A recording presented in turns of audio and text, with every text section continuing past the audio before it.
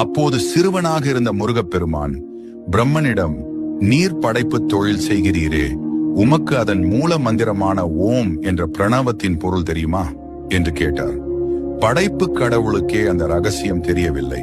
இதனால் கோபமடைந்த முருகன் பிரம்மனை சிறையில் அடைத்தார். பிரம்மன் சிறையில் இருந்த காலத்தில் உலகை படைக்கும் பொறுப்பை முருகப்பெருமானே ஏற்றார்.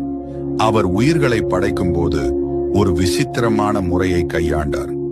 ஒவ்வொரு மனிதனின் தலையெழுத்தை எழுதும் போதும் கர்ம வினைப்படி அவர்கள் அனுபவிக்க வேண்டிய இன்ப துன்பங்களை பாதியிலேயே நிறுத்திவிடுவார்.